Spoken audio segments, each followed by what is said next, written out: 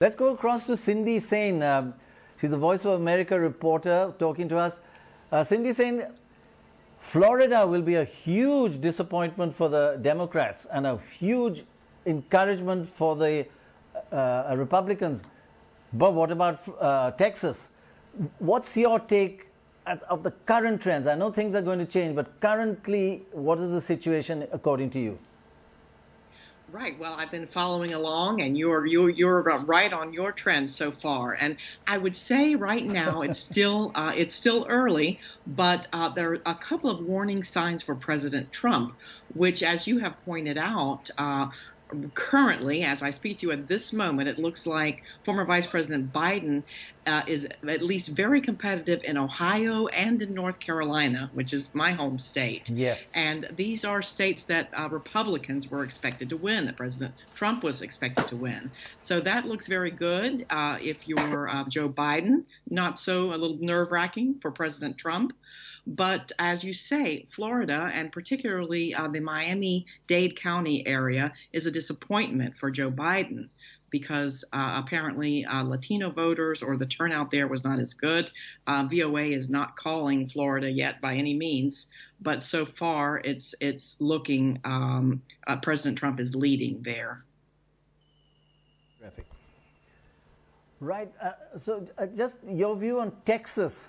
How kind of certain are we that which way is that going to go? Is there could that still change?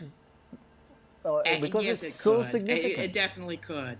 And as you pointed out, it is a huge prize, 38 electoral votes, but I would say it's so far it's too early to know. With all the, as you well know, we've got the complications with the early vote, and there was tremendous turnout in Harris County, and there were even legal battles over curbside voting, whether that could be counted or not, and that prevailed that could be counted, which is what Democrats wanted.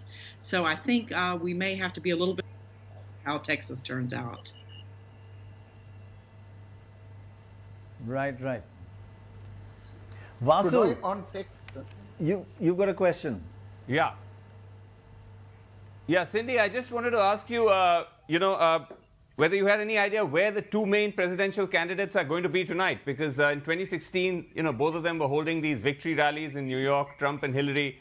I guess with the pandemic, that's out of the question now. Right. Yeah, it is a bit different this year. President Trump is at the White House, and I think there is some kind of gathering or event at the White House. Reports said that he originally was planning to have it at the Trump Hotel in Washington, but then changed plans 3 or 4 days ago. Vice President Biden is watching the returns at home in Delaware, and he said that if he had something to say, he would come out and say it, but if not, he would just wait patiently until all the votes are counted.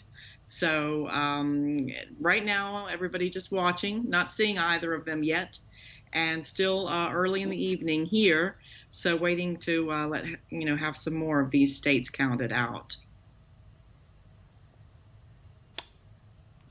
Okay, Prannoy. Bring up Illinois, Vasu. Just have a look at Illinois if we can bring that. And we can bring in Sadanand Dhume. Thank you very much, Sadanand, for joining us.